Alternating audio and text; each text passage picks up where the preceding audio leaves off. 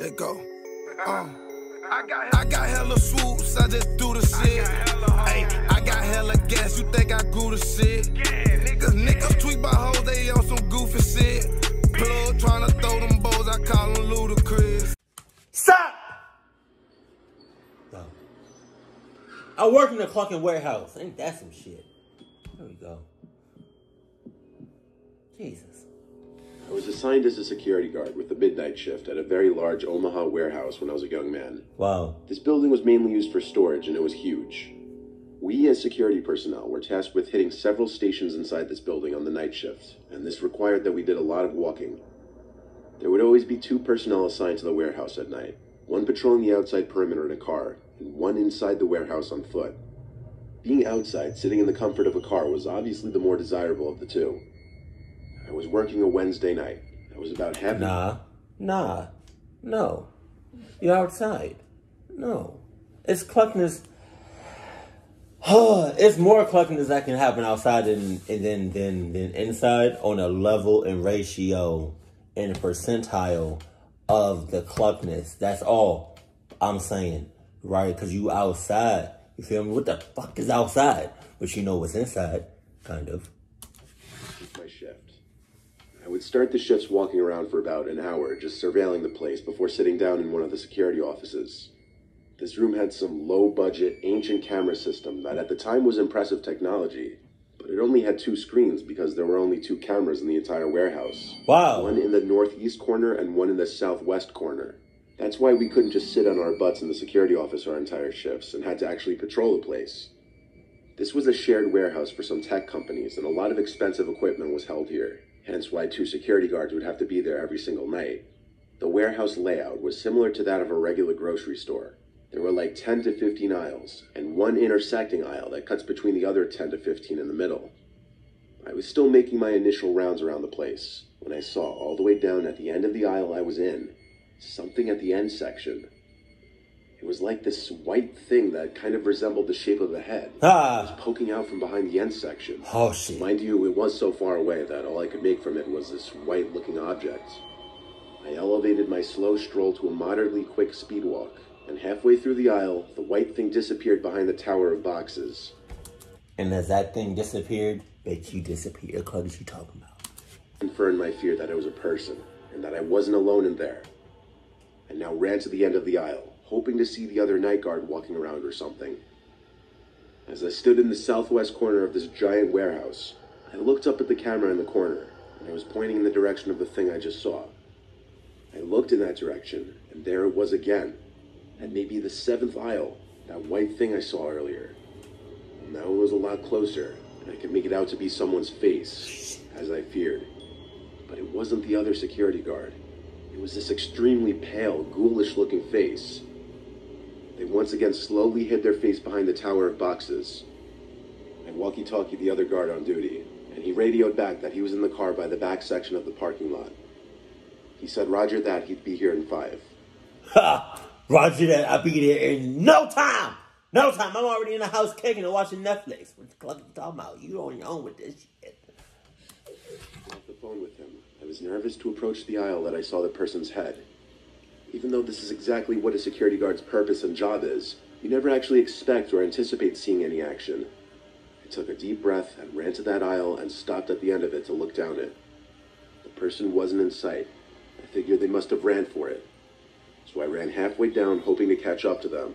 But I stopped when I smelled this horrible putrid odor. It smelled like a dead, rotting carcass. Oh, God. I followed the scent until it became overwhelming, and I found the source of it. Jesus. It was coming from this big wooden box that was different from the rest of the boxes. I pulled the lid off the box, and inside was a dead body laying in a pool of blood. The most shocking part of it was that it was missing a head. I walkie-talkied to the other security guard again. Y'all just got floating heads, just... Hell no. And yelled at him to call the police and report a dead body in the warehouse. I said this all while running as fast as I could to the back exit of the warehouse, struggling to get enough air. I threw up the second I made it out the door. I ran to the other security guard's car and sat in there with him, gasping for air. He was still on the phone with the police, so I took the phone and told them whatever the other security guy didn't. Given the nature of the situation, they sent like 5 or 6 cop cars and basically had the entire place surrounded.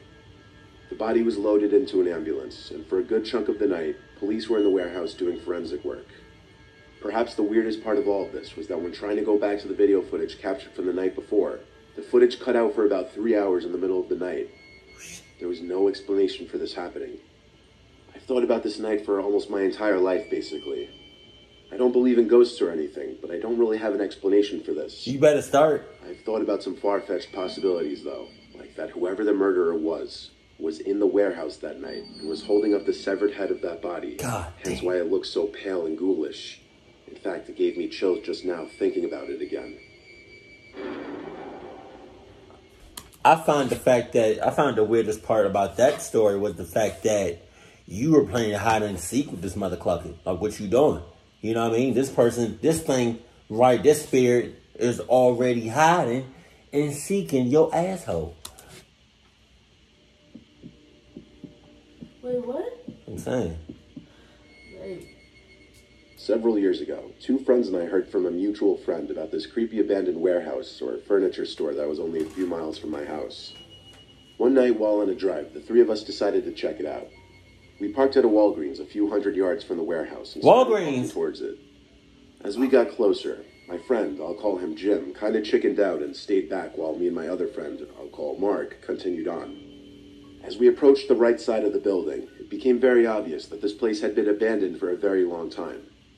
The front entrance was boarded up, and there were vines and ivy growing all over the building. Our mutual friend said that the only way in was through a busted-in wall in the back. We went around back, and sure enough, there was a broken-in narrow section of wall we could get in through. We stepped in, and it was completely dark.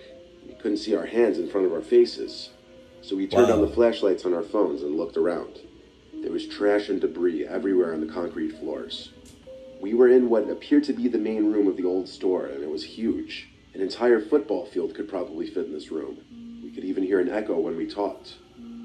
We started looking along the walls. That's a big ass space of just cluckness that can just cluck y'all up, you know, one by one, or you can run a train, you know, pick one. Either way, all your mother cluckers is gonna get clucked up, right, in every hole imaginable. What? But the one that's not gonna get clucked up is the one that's out there in the safe zone, cause y'all in the cluck zone. Y'all didn't check the checklist. Nobody check the checklist. Hey, nobody check the checklist. Hey, mama didn't check the checklist. Hey, y'all didn't check the checklist. Hey, covered in graffiti. The graffiti was littered with what must have been gang symbols as well as profanity, as you would expect. What was really unsettling, though, was that as we moved further along the back wall, the graffiti was getting more and more disturbing. One of them read, "Kill yourself tonight," and the graffiti was getting satanic. There were tons of inverted crosses, pentagrams, 666s, and violent scenes depicted. Wow. While this stuff was creepy enough, it wasn't the worst of what we saw.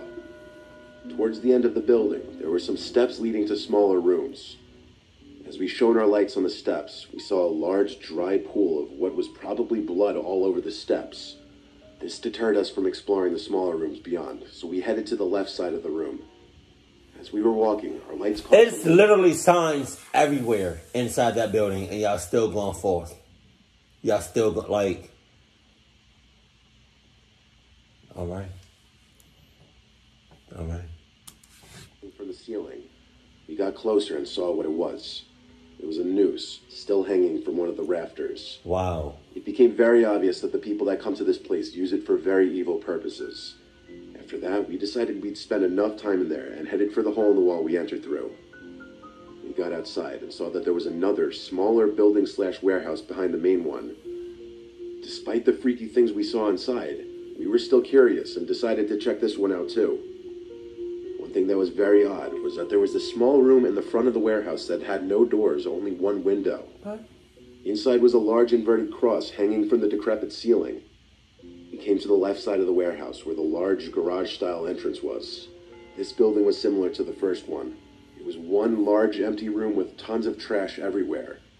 There was more disturbing graffiti. However, there were these holes at the base of the walls that were really odd-looking. We shined our lights down them, but couldn't see the bottom. What were these for? We had seen enough at this point and headed back outside. It was then that my friend Mark got a call from Jim. As he was talking to Jim, his face suddenly changed to a downright horrified expression. I said, "What's wrong?" What he said next sent a chill down my spine. "Someone else is here," he said. Before we could even turn to run, a white truck peeled around the corner at an alarming speed, heading right towards us. We started booking it towards my car, and as we got around the other back corner of the building, we saw another black truck parked alongside. Oh my God. We kept running as fast as we could, and thankfully the three of us made it back to my car. We got in and peeled out of there. I don't know what those guys in the trucks were there for, or why they chased after us, but based on what we saw in those buildings, it wasn't anything good. Thankfully, we never found out, and we never returned to that place. But who's to say they didn't get your license plate, though? Y'all still in a position of getting clucked. Don't call them that serious. In my mid-20s, I used to be a party planner and event coordinator. I was basically in charge of throwing dope parties for this record label group. I'd have to rent out venues for a night or weekends, which would allow us to host our events in these places. Usually we wouldn't pay until after the event, and the landlord or owner of whatever property we were using would take a cut of the profits. There was this one time that my group rented this big warehouse for an entire weekend, and we would be hosting parties Friday and Saturday night. Once the place was rented out, I had to do a lot of setting up, which included setting up tables for bottle service, setting up portable bars, and a DJ stand. A lot of work would go into these kinds of pop-up venues, but they were always extremely profitable. My buddy Jack, who was also on the event planning team, was helping me on the Wednesday before the party weekend. He drove a truck full of equipment to the empty parking lot that the warehouse sat in. I was having trouble figuring out how to get the power to a certain part of the warehouse activated. Yeah, alright. I looked for any kind of electrical panel or circuit breaker box, but I was having trouble finding one. I gave the building owner I dealt with a call, and he picked up almost right away. His name's Carter. He told me exactly where to go for the electrical panel that would turn on the specific lights I was looking for. He directed me to a door that had an exit sign on top of it, but it wasn't on. Through this door, I was in a very short, very narrow space with a door on one side which I presume led to the outside, and then a half flight of stairs on the other side. I was supposed to go down this half flight of stairs, which led to another tight space with a couple doors. Wow. This room was hard to explain without just seeing it for yourself. I'm 6'4", so I had to bend down a little bit just so my head wouldn't hit the ceiling. That's how cramped it was down there. This level had very dim...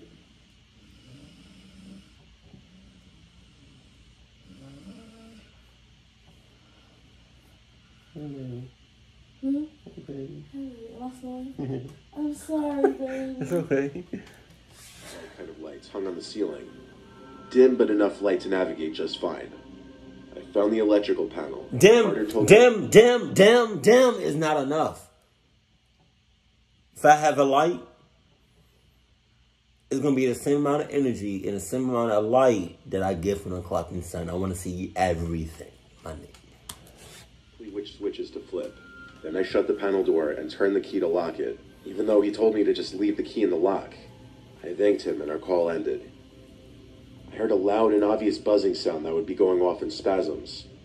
I followed the sound of it to a door leading to a pitch black room. Pulling the door open was hard as it scraped against the concrete floor. Oh my God. There was this red light in the top corner of the room that synchronized with the buzzing sound. When the buzzing stopped, the light would also turn off. I was trying to figure out what it was, but it didn't make sense. I stepped deeper into the room and noticed whenever I moved, the light would turn on and the buzzing would sound. Oh my God. When I stood still, it stopped. I don't know why, but I was creeped out, so I went back to the doorway of the room. I took one more look inside, and the red light turned on again, lighting up the room with this eerie red glow. I decided to call Carter and tell him about the potential problem with the light and the buzzing. Carter already knows. Carter already knows. He's out to get your ass. Literally, he wants to get some. He wants to get a pack of Trojans. What?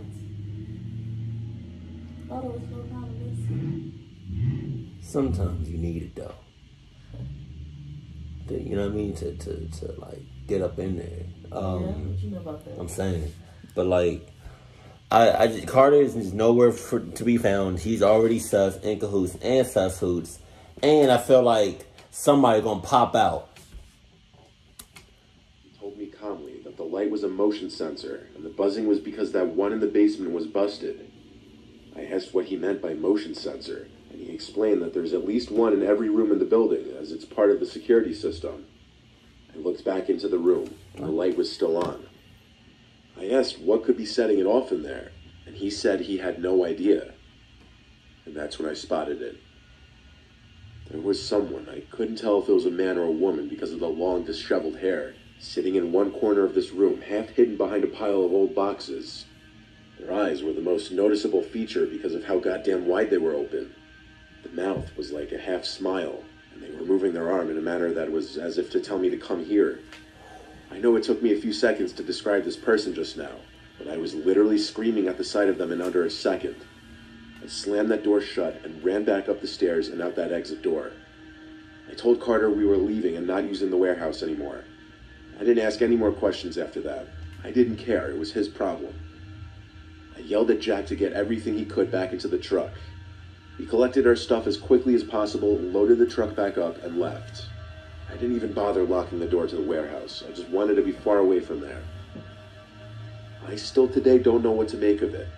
The Carter guy seemed so weirdly calm about my telling him about a deranged-looking person in the basement of his warehouse. Thinking back, that leg was probably going off because of that person sitting in the corner waving me over, or doing whatever the hell he or she was doing with their arm.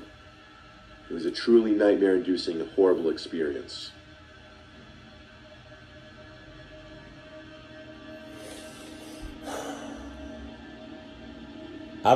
This really creeps me out because I'm working in a warehouse and I'm not too thrilled about I might find another job. But I'm just saying, like, that's just warehouses is I've yet to find something creepy about the warehouse that I work at. But needless to say, if I do, same. But the first story, he definitely was playing hide and seek with the spirit. I don't fuck with that at all. He got all of that. Next thing, he was going, if he was going to keep that up, he definitely was going to be playing with your head, no pun intended, and just you know what I mean, just being around the warehouse, holding your head. You like head, pause. Second story. Wow. It was just literally like red flags out the ass. And y'all noticed it, but still went forth. And I don't appreciate that. Third one. Come on. It was damn near a crawl space. How small that, as small as you described it, it was damn near a crawl space. That's on the cluck list. And you don't know that, but now you do. But I feel like even though you do, you're still gonna, you know what I mean? But if y'all work in a warehouse, let me know that in the comment section below. And if you have any experiences, like, good, bad, no, just bad, horror related, just let me know that in the comment section below. But keep it cool, keep it classy, and I love you. Stay happy, my family.